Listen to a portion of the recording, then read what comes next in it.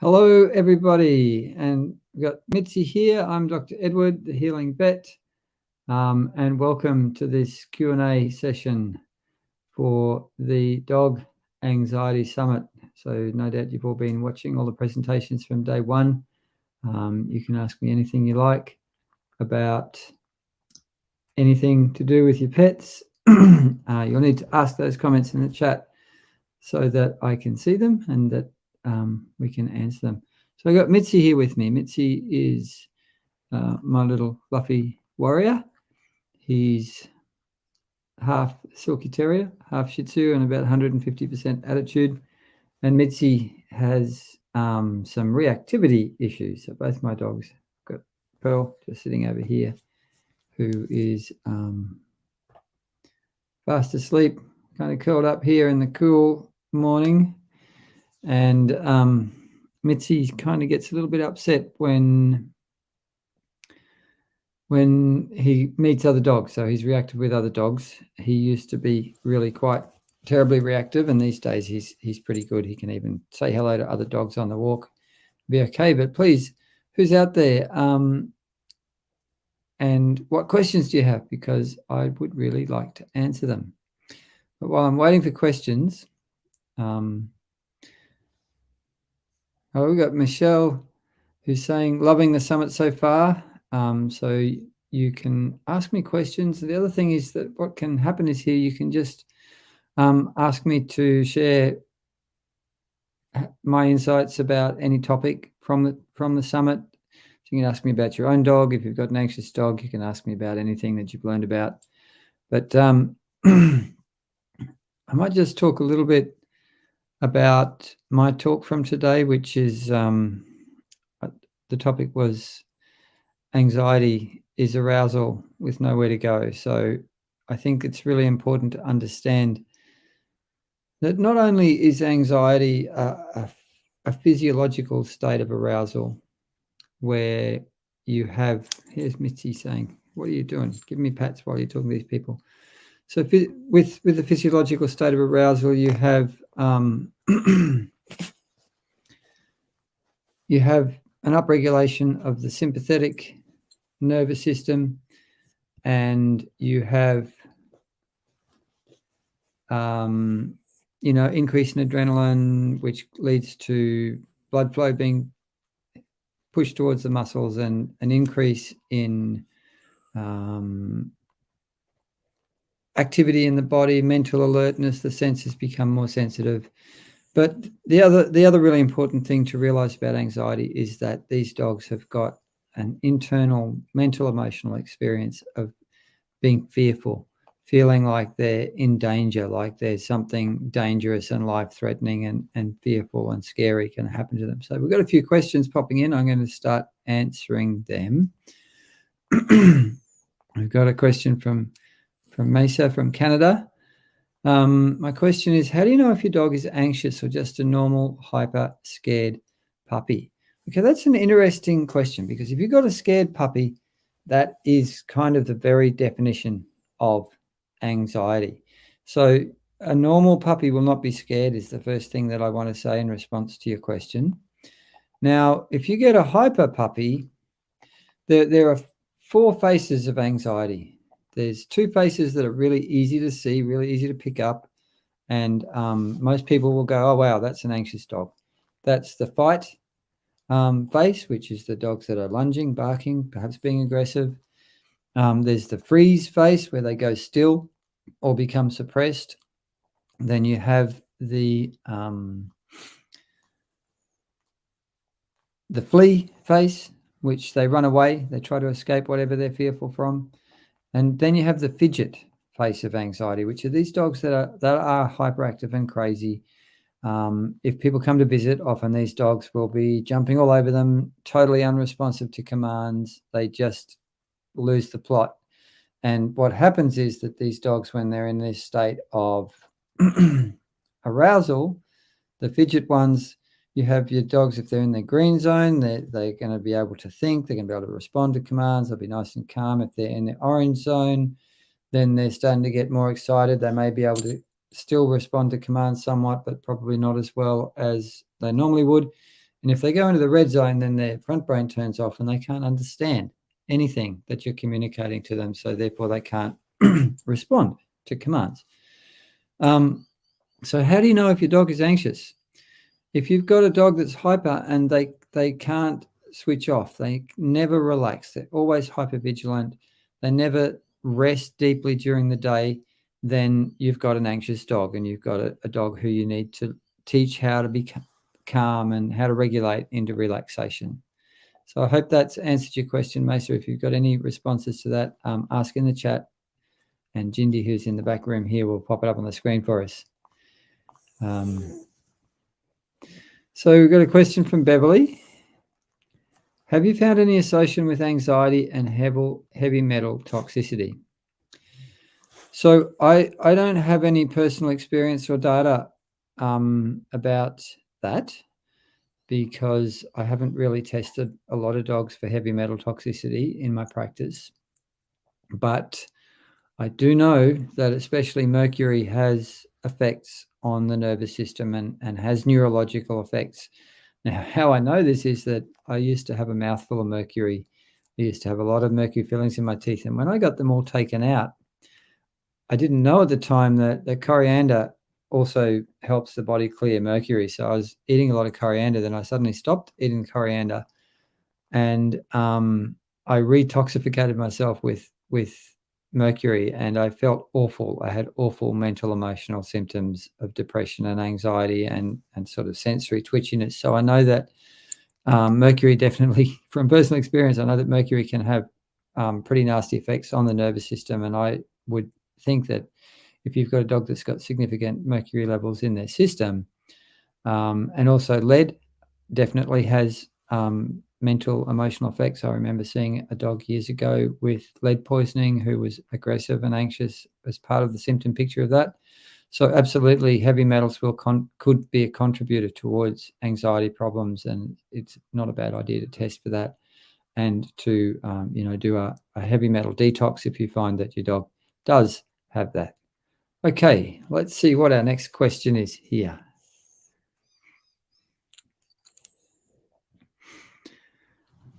Good evening from Lioness Eldazar. I would like your suggestions on handling dog reactivity without depending on treat rewards. So with reactivity, one of the most important principles that I recommend for people when it comes to reactive dogs, and I've got a reactive dog here. I've had a bit of experience with helping reactive dogs. So there's sort of my main approach is twofold. The first thing that I want to do is be very sensitive to triggers. I want to avoid or minimize the intensity of anything that causes the reactive behavior. So if I'm walking, that means not going to dog parks.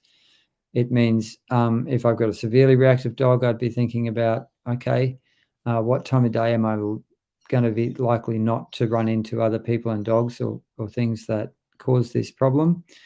And the other approach that I use and teach my clients to do a lot is touch-based therapy.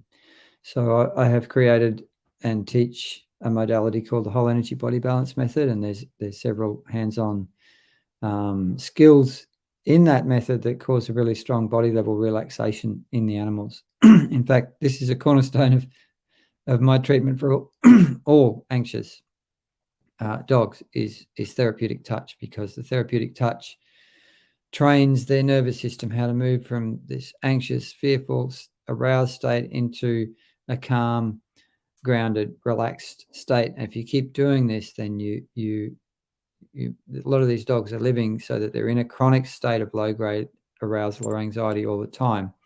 And if you use this touch every day, over time you shift their ground state so that their ground state becomes more relaxed. And you're also moving them into deeper and deeper states of relaxation. So you're training their whole system how to regulate from arousal into relaxation.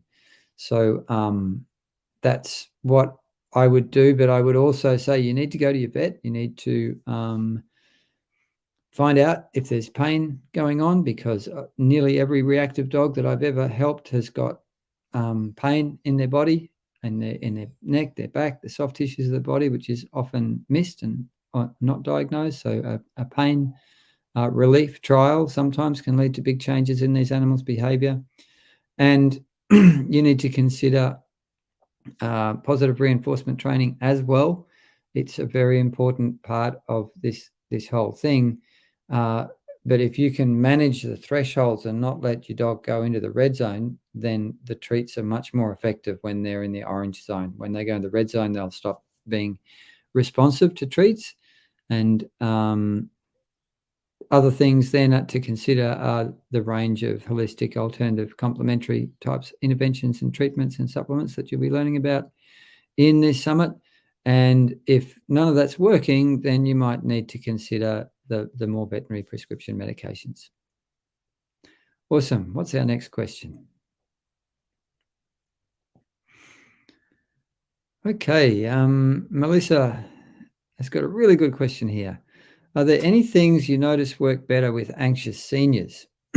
We were at a great spot with minimal medication and other various practices, many mentioned in the summit. Age has caused regression. Okay, so I'll just switch the camera over here to this lovely old girl, Pearl. She's 15. She has separation anxiety issues, and she has thunder anxiety issues. Now she's getting a little bit deaf, so her thunder anxiety issues are actually really improving quite a lot, but her separation anxiety has increased as she's getting older and she's getting more dementia going on. So again, the touch-based therapies, the relaxing touch, the whole energy body balance, somatic relaxation, body work can be very helpful for these older dogs. Another thing that's really important with these older dogs with dementia and increasing anxiety, again, is pain, hidden pain, silent pain, undiagnosed pain. And after this question, I'll get Jindy to pop up a link where you can come along and register for the free silent pain masterclass that I offer regularly, so that you can learn about what silent pain is, soft tissue pain is, and learn how to make sure that you're not missing it, because by my clinical experience, about 53% of pet owners and a pretty good proportion of vets miss soft tissue pain. So pain, you got to deal with the pain thing. I see a lot of anxious dementia type older dogs who, when we get them on pain relief, there's a really big improvement in the anxiety symptoms. So pain, something to look at. The touch, therapeutic touch, managing pain. And the third thing that I have found really helpful for dogs with dementia is CBD, cannabis extracts. I've seen some really remarkable improvements in that. And you can do some, make sure you keep doing your training tricks. You might have to modify them if they're old and their body's not up to the old things, but mental activity is just like old people doing crosswords and things like that can help slow down the progression of dementia. Same thing with your dogs, as much mental activity as you can give them. And of course, minimizing the triggers again with these old dogs. Awesome. That was a really good question. Thank you, Melissa. And now we're just waiting for the next question. This is another good question from Bookie. What is your opinion regarding the utilization of medication, Prozac type drugs that produces a paradoxical reaction? Given this, what would be a suitable medication type alternative? Okay, so you're going to really want to watch the presentation from Dr. Christopher Puckle, who's a certified veterinary behavior specialist, speaking on the summit on day 4. We dig right into this topic very deeply, but I will just have a little quick overview with you now, like a little summary of what's going on with medication. So we have 2 kinds of medication that we use in anxiety. Well, there's actually really probably 3 kinds. There's the complementary alternative holistic supplements like, for instance, Zolkine, CBD, various herbal medicines, and those sort of things. Flower essences would probably come into that as well. So I consider all those more complementary alternative things as one type of medication. Then we have what we call situational medications, which are shorter acting medications like clonidine, gabapentin, trazodone. And then we have what we call baseline medications, and the Prozac type drugs, fluoxetine. There's some other drugs which I just forget the name of at the moment, but I'm sure Dr. Packer will talk about all the names of them on day 4. And the baseline drugs take longer to take effect. So fluoxetine, for instance, takes 4 to 6 to 8 weeks to reach its full effect. Now, the paradoxical excitation type reaction is rare. And I do tend not to just leap into pharmaceuticals straight away. I tend to use pharmaceuticals if I'm not getting any response with trying the whole range of the complementary alternative holistic approaches. And the other time that I will go to pharmaceutical medications is if we've got a dog that is, when they go into the anxiety state, is a danger to themselves, to other dogs, or to people. So that is what I do. But with medications of all kinds, whether we're talking about complementary, alternative, holistic, or the prescription medications, every dog is unique and different. Their anxiety is unique and different. And their physiology, their body, their biochemistry is different. And what you need to do is, if you get a drug that doesn't work, is then just try one of the other drugs at a low dose and see how your dog responds to that. That's really the only thing you can do, is experiment and see what's going on. And listen to all the other talks. Try different things, see how they go. Oh, I'm going to sneeze. Excuse me. So that's that question. What's our next question, Jindy? Crystal says, is reactivity and barking at every little sound and person walking by a part of anxiety? That is absolutely, I would say that's an anxious dog. Yes. If you've got a dog that is overly reactive and barking and really going off like a pork chop every time someone walks past, and someone here who's hanging out and helping me answer these questions has been known to do that, haven't you, Mitzi? You've been known to bark excessively at people in your street because Mitzi thinks he owns the whole street. That's not normal. A normal dog will bark and alert to something that is different and that you need to know about. But an anxious, reactive, over-aroused dog will be hypervigilant and will be going crazy at the tiniest little stimulus. Awesome. What's our next question?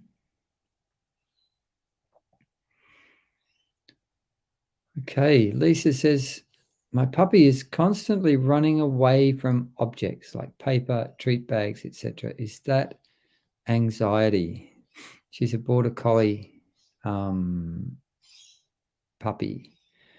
So it's a little bit hard for me to answer this question without seeing the body language of your puppy as they're doing this. But generally, if a dog is running away from some kind of stimulus, some kind of thing, especially a novel thing that they haven't seen before, then that is a possible sign of them being fearful. And it also depends a little bit on how old your puppy is and how resilient they are, how quickly they come back and investigate that strange thing again. If they run away and they're hiding in the corner and they don't want to come near it and showing all those body language signals of fear, then that is an anxiety problem. And particularly if you're seeing this kind of behavior in a puppy, you really, really, really want to start taking action to help this puppy as much as you can, as quickly as you can. Because if you've got an 8 or a 12-week-old puppy showing obvious signs of anxiety, you've got a really big danger of that developing into a really big problem really quickly. And Christina said, we've got Christina on the chat, who's one of our speakers. Welcome, Christina, saying that was a great answer. Puppies may run, but then come back to investigate. Okay, what's our next question, Jindy? What traditional anxiolytics, if any, do you recommend? From Neftali. So CBD is probably one of the most potent and effective, more natural herbal medicines that can help with anxiety. And there is, emerging research that shows that it does, that there's proof and evidence that it does help with anxiety in dogs. It's registered for use in anxiety in dogs. It's a CBD product registered for anxiety use in Europe, I believe. So CBD is a big one. Then Zylkene is a natural milk-based protein one, which can help. There is some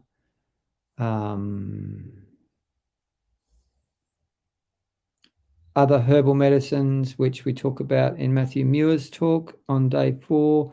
We talk about some of the herbs that are safer and that you can use safely without necessarily having to work with a vet. You can use the music from Lisa Spector, which is on day 2. Day 2 is probably going to be where we'll talk a bit more about complementary alternative type things.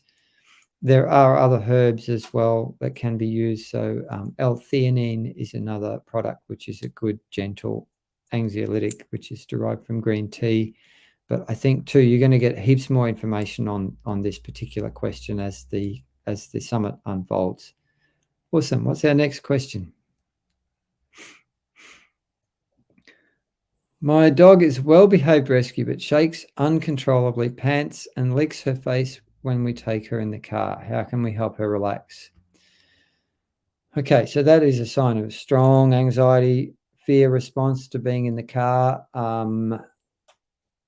You're going to need to do the whole thing, which is, go to a vet, make sure there's no pain going on as well underneath. It's very rare for dogs to have only one kind of anxiety. Most dogs, if they're anxious in one situation, will have several other things which are signs of anxiety that you'll see in their life.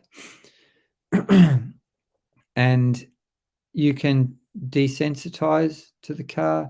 You can go and sit beside the car with lots of yummy treats and a relaxing therapeutic touch.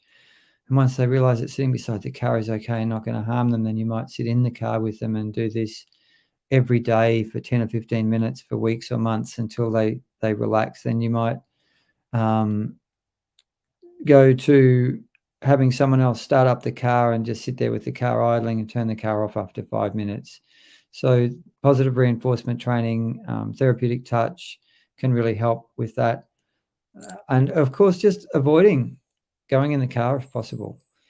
If it becomes critically necessary, then there's all these other complementary and alternative herbal medicines and flower essences and energy healing and animal communication, a whole lot of other things that you can use as well.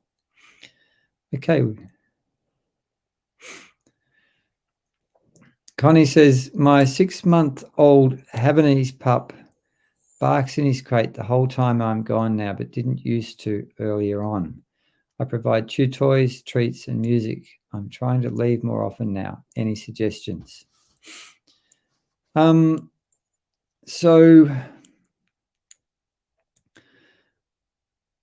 what's going on here is what we would call separation anxiety syndrome. And you're really going to love the talk we do on day 3 with Ness Jones, who's got particular expertise. She's a positive reinforcement trainer who's got particular expertise in talking about separation anxiety.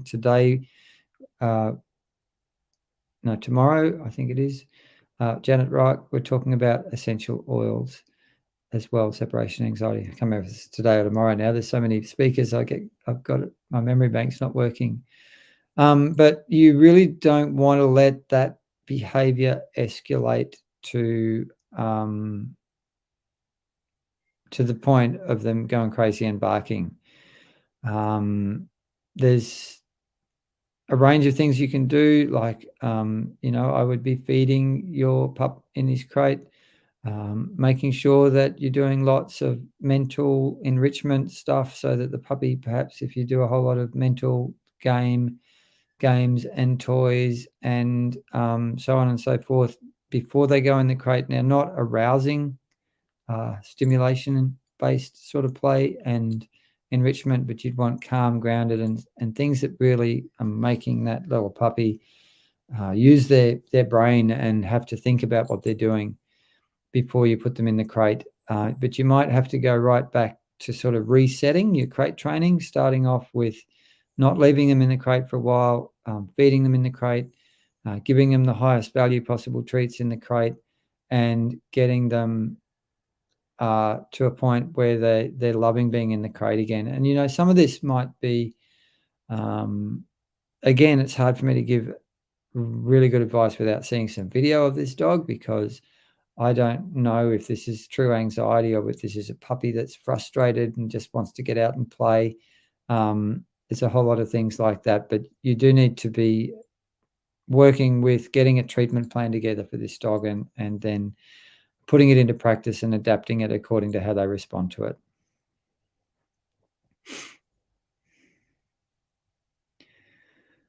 So he says, I took on a stray dog who seems obsessive about nibbling. He nibbles his partner or me or a towel or his own body. Can I address this with something like flower essences?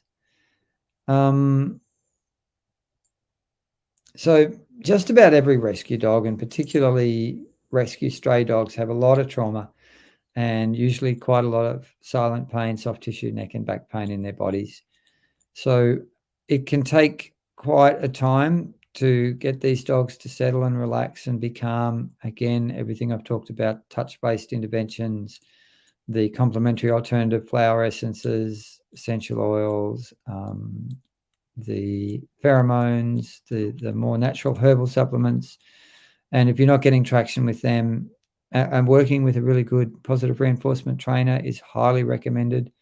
Make sure that they don't use any kind of aversives of any kind, because that will make things worse. You want kindness and understanding and positive reinforcement to help these animals. And yeah, flower essences may help. Homeopathy may help. There's a whole lot of complementary alternative things that may help. But I really find that the therapeutic touch, the relaxing massage can be very, very helpful for these stray dogs. And Gindi can pop the link for my free silent pain seminar, which you can register for now. If you pop Gindi, if you could pop that in the chat, that'd be cool. And I'll take the next question too.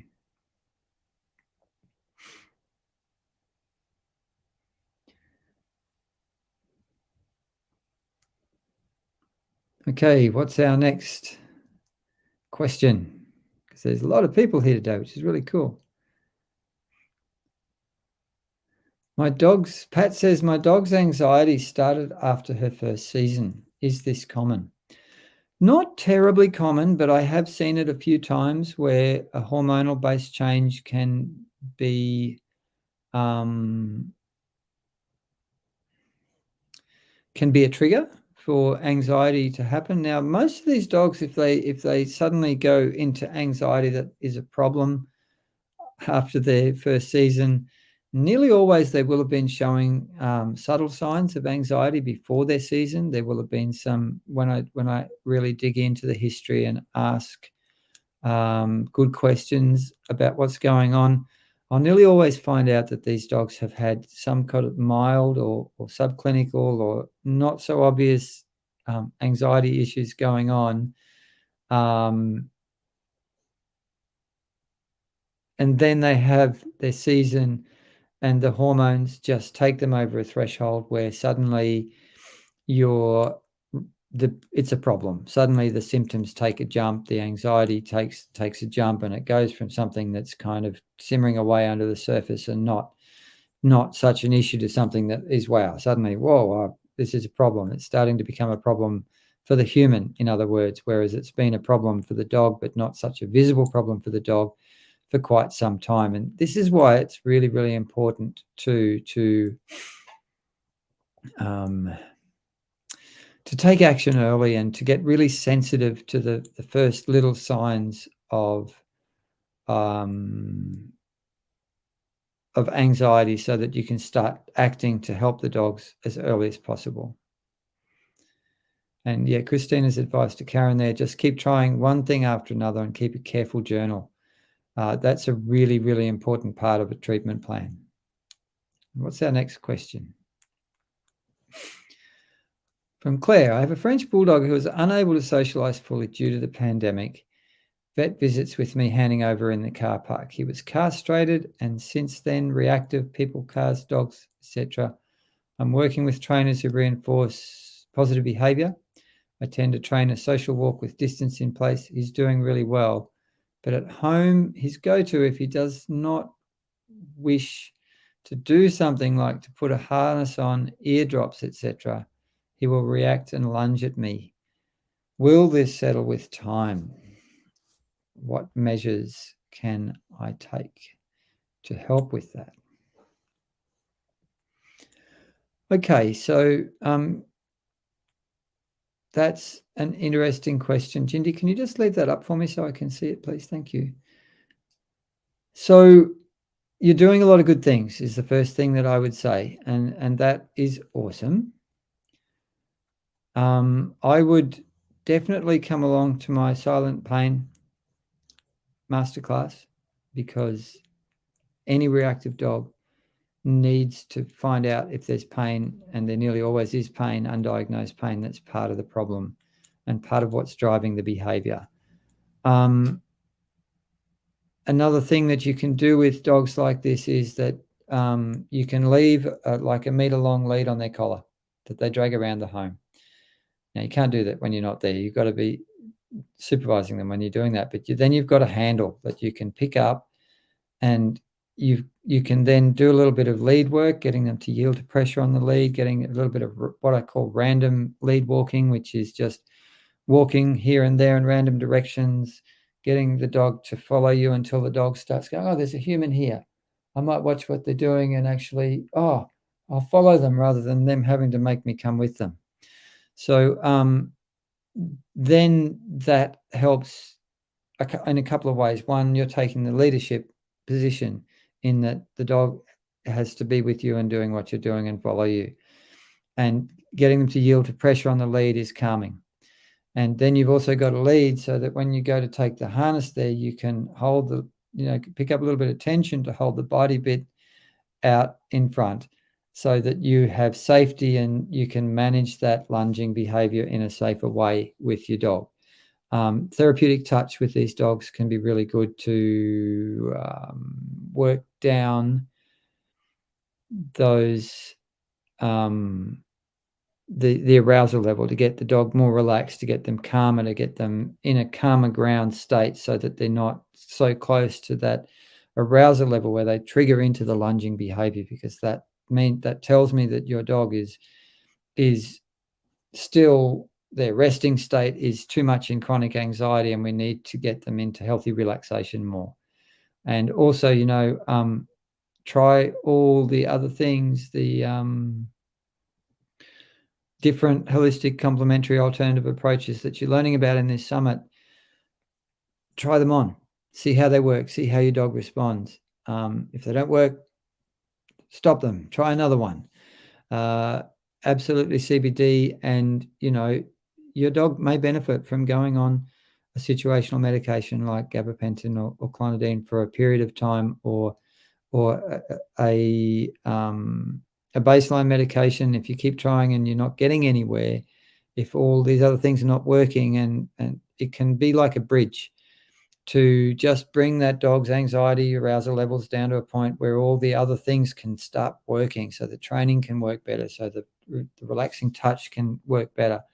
So, it's not my first thing that I want to use, but if we're going to be truly holistic, we have to consider all the options. And in my experience in practice, there's some dogs that we absolutely get better outcomes with medication.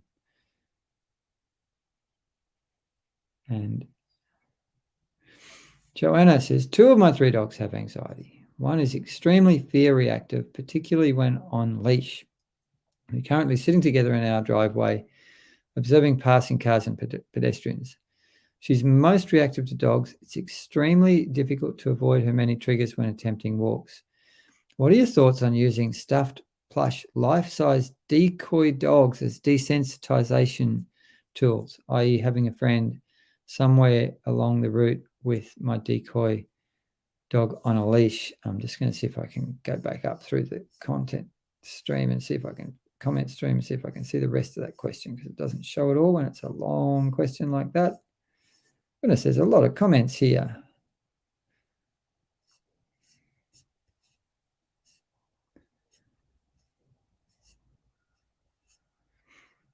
But, there we go.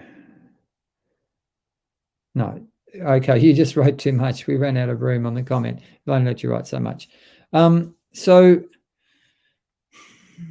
dogs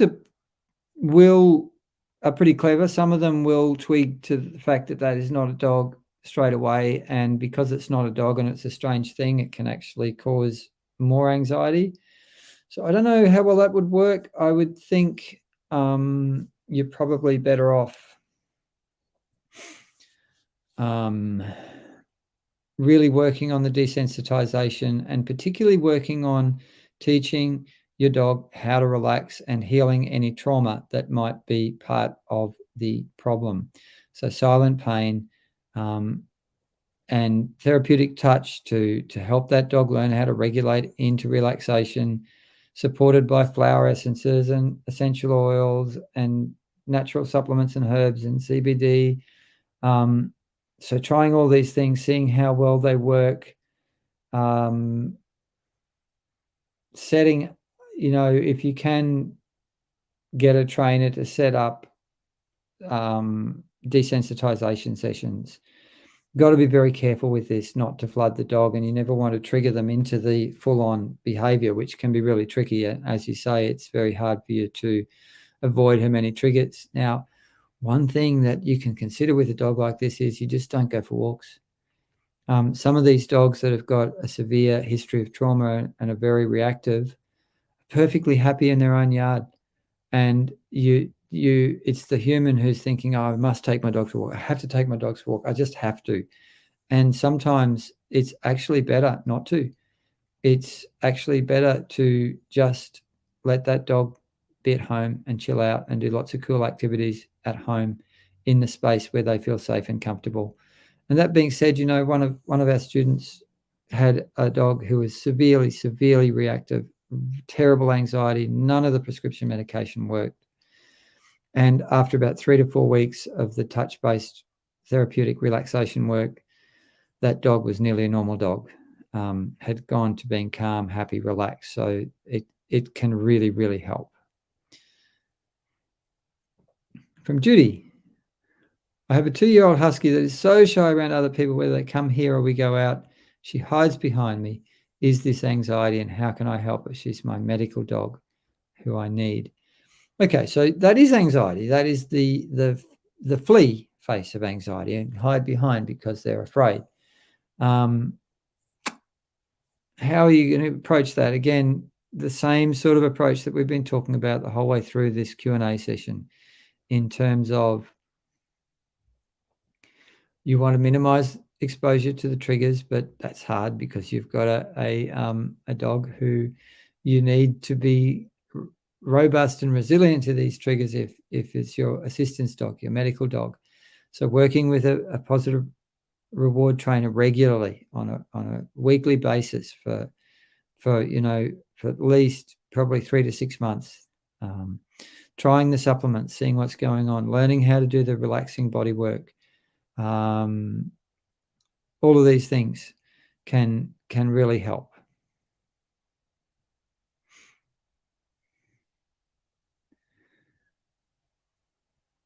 Donna says, is there any way to treat night frights or night terrors? Border Collie dog. Started at 1 year, he's 11 and still has them regularly. CBD didn't help. So this sounds to me like it's likely to be a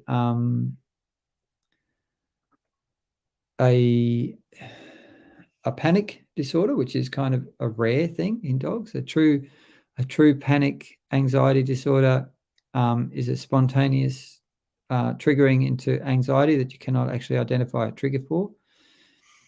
Now, if you've tried all the more complementary alternative holistic things, then none of that's made a blind bit of difference.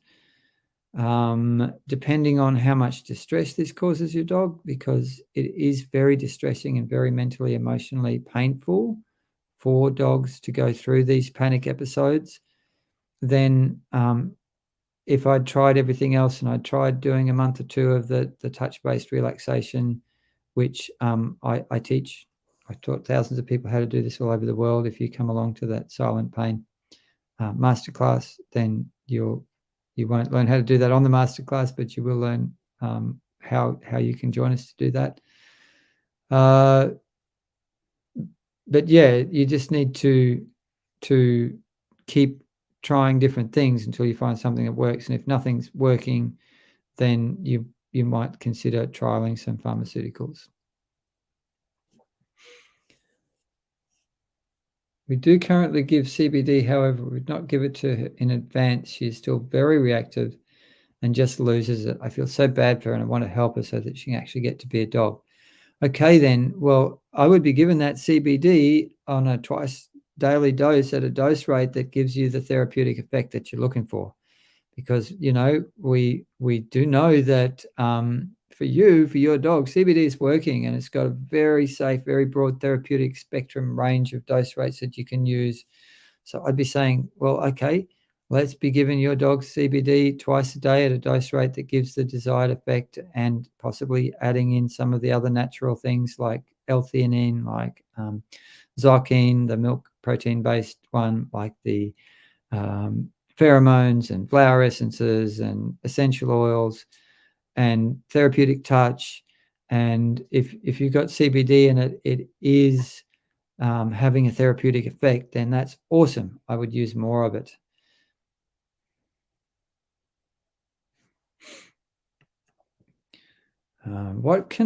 Marilyn's got an interesting question here. What can replace trazodone used in a New York, I presume, shelter that gives high doses and ongoing?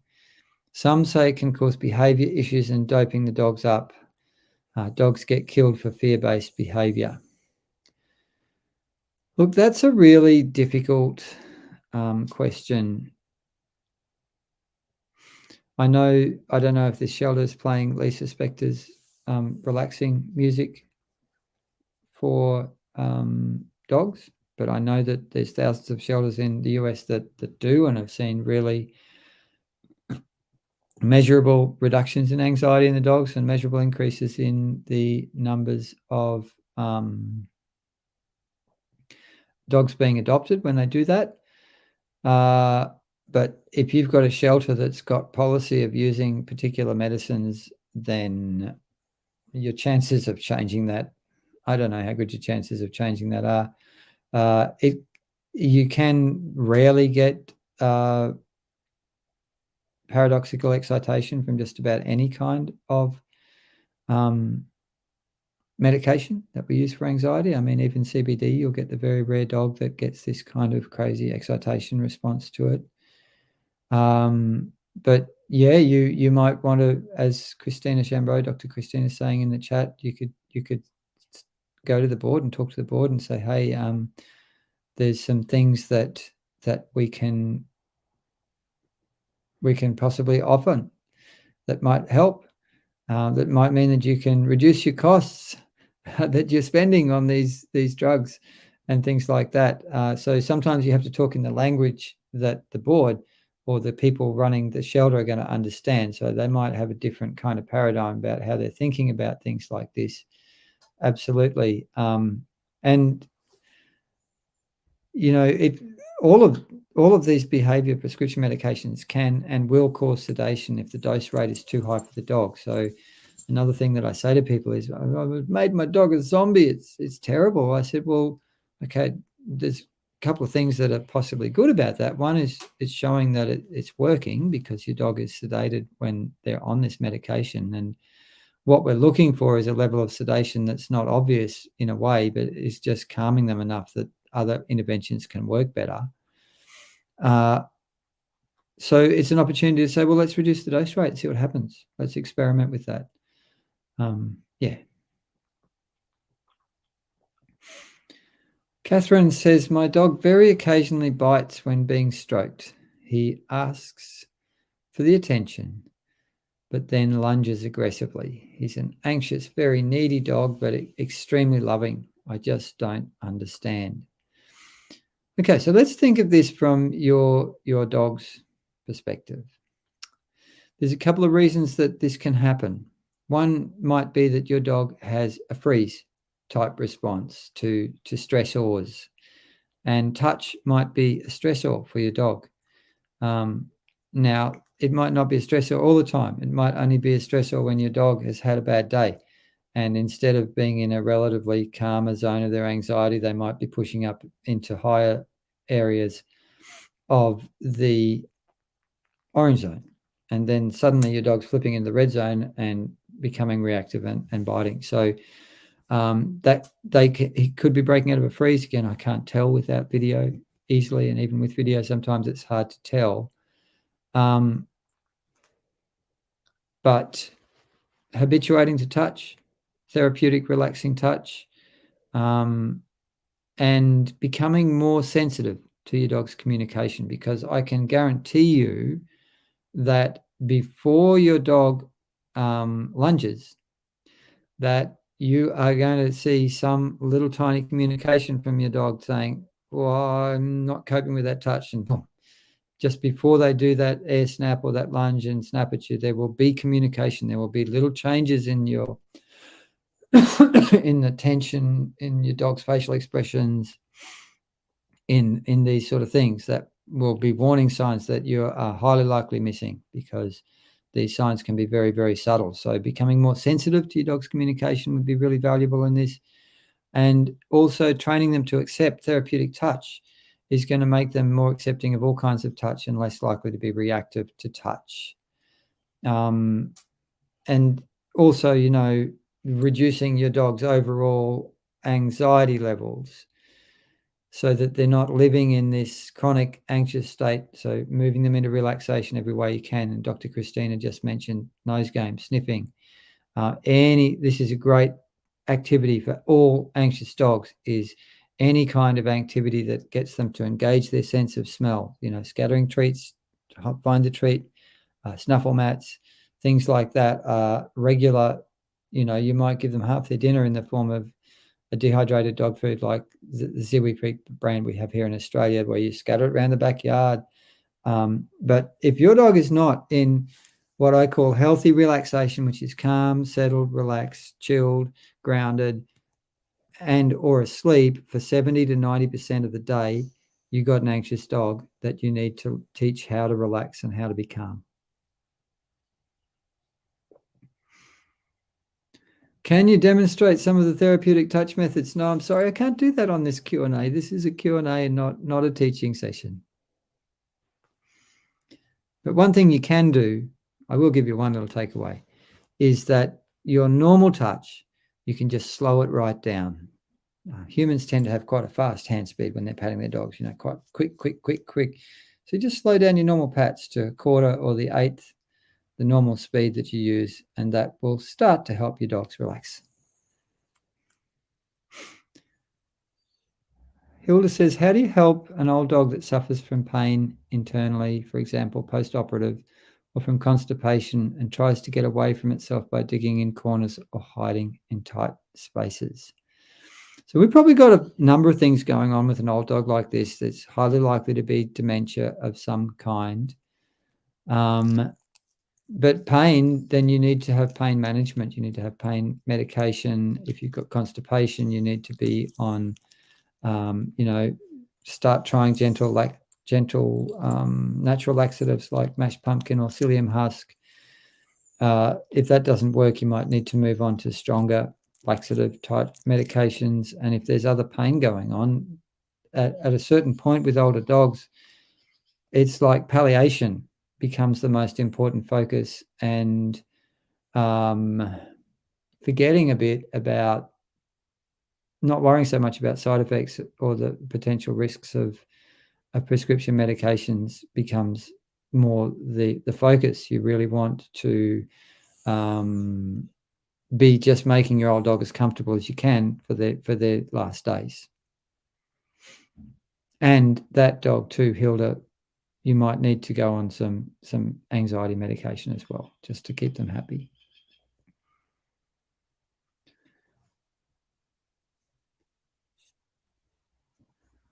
Okay. Marianne, my dog is hypothyroid and trying to work with her instead of giving thyroxine.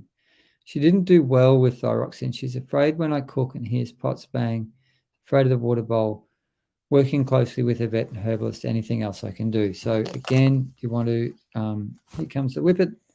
Hello, Pearl. Pearl's a bit anxious. She's going, I need cuddles because I'm an anxious old girl. So we're going to do a dog swap here. How'd you go next? Come on, Pearl, here. So with Pearl, with getting older and with her separation anxiety, she needs more cuddles.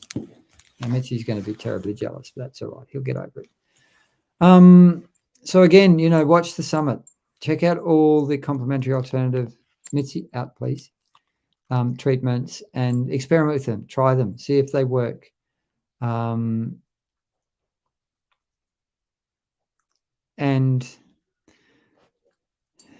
can you just put that one back up, Jindy, please? There may be some natural sources of thyroxine that might work better, some natural supplements. Christina might have a handle on that particular thing better than me, but I know that there are often supplements that are derived from the thyroid gland of cattle and things like that that can work better for animals. Again, playing around with the dose rate of thyroxine can sometimes help. Just try it at a really low dose and see if it helps, because some dogs are on the sensitive end of the bell curve, and they're 5 times more sensitive to a particular medication than another dog. Therapeutic touch, flower essences, essential oils, all these things are likely to help.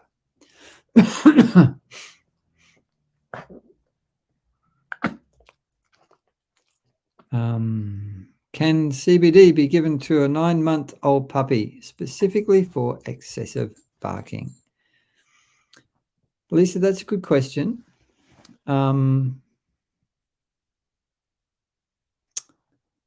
So excessive barking.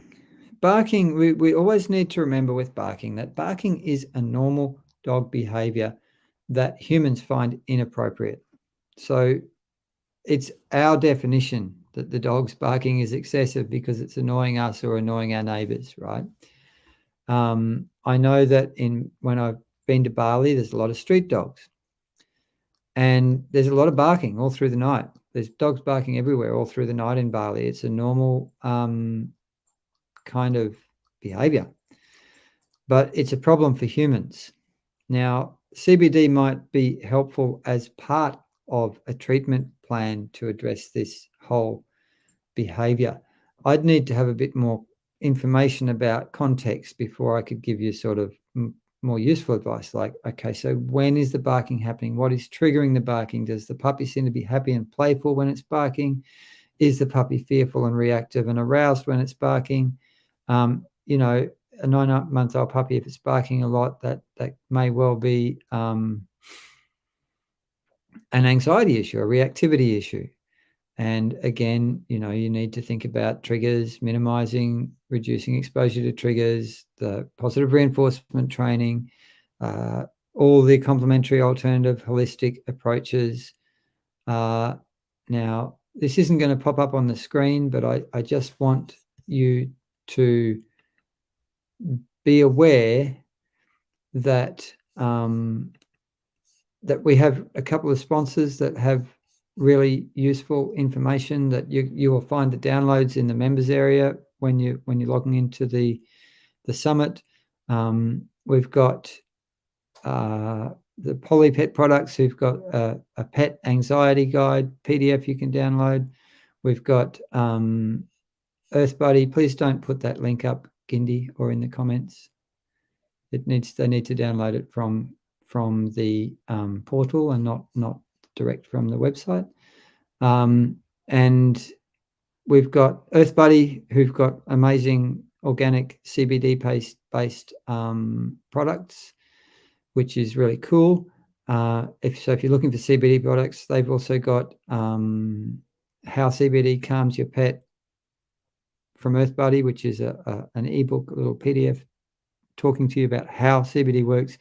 And there's an ebook from me that you can download in the portal as well, which is about 5,000 words. I went crazy, right? Gave a big brain dump of a whole lot of information, which is all about understanding and treating anxiety holistically in your pets. Okay. So going back to the comments. Gindi, if you could delete that comment with the link in it, that'd be cool. Dr. Dunbar is talking about puppies. Absolutely. I think we're just about out of time. We've got maybe time for another question or two to go. We got Gindi said we've got 109 people joining us live on Facebook and YouTube, which is totally awesome. That's why we've had so many amazing questions. Have we got another question, Gindi? Will the therapeutic touch be discussed during the summit, or is there a link that we can get now to start looking at it? Gindi will just pop the link to register for our Silent Pain Masterclass in the chat again.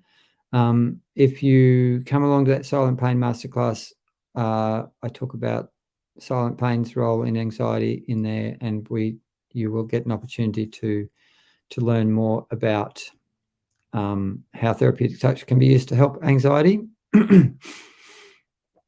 And, good on you for being here and showing up to this live and participating in the summit. We are so excited to have so many devoted, amazing pet guardians, pet parents joining us on this summit. And I am so excited to be able to answer your questions and share this information so that we can make such a big difference for these anxious pets. We're only a quarter of the way through the summit. We've just done day one. We've got 3 days to go. I'll see you back here tomorrow, a little bit earlier tomorrow, a little bit different time. So totally, we'll be very, very excited to be back tomorrow. And tomorrow's a big day. Tomorrow's an awesome day because we're going to be digging right into the alternative complementary holistic treatments that you can use for anxiety. And I think probably this is going to be the most exciting day for a lot of you people who are really passionate about a complementary alternative treatment approach to healing anxiety in dogs. So I might take just one more question to wrap it up. If there is one, Gindi, or not. Leslie, I've got a dog who's 13, blind sense 6, and coped fairly well. Now, recently lost her hearing and is very confused and stressed. She wants to be with me 24/7. I tried Canavibe, didn't seem to work. Also have stress ease I'm yet to try. Vet not keen on CBD. What would you suggest to help her anxiety, please? I would say that this is a highly likely to be a dementia-based anxiety issue. A lot of these dogs with dementia, when they start losing sight and hearing, do become more anxious because they don't know where they are. They don't know where anyone is. So as having her with you as much as you can so that she can touch you is really helpful. CBD is likely to be helpful, and you might just have to override your vet on that. It's a very safe medication. It's very difficult to do harm with CBD. You can contact the Earth Buddy people. Sean loves helping people out and answering questions. Lovely guy. I interviewed him, and really, really nice man. So contact Earth Buddy. Talk to them, and just say to the vet, well, I'm using CBD, so you need to take that into account with all your other treatments. Pain relief for these old dogs. Therapeutic touch can help these old dogs. Homeopathics and flower essences can also really help these old dogs. Awesome. Let's wrap it up because we've just had an hour of Stack of Fun together. I totally look forward to seeing you all in the summit tomorrow. If you're attending with us on the free ticket and you haven't upgraded to the VIP, I strongly encourage you to do that so that you have lifetime access to all this material. And just be aware that after the summit finishes, the VIP ticket pricing will increase. So at the moment, you'll get it at a good price. Awesome. Thank you so much, everybody. Goodbye from Pearl, who's pretty chilled out here, a little bit demented, a little bit anxious, and Mitzi and me. And we'll see you all in the live Q&A tomorrow.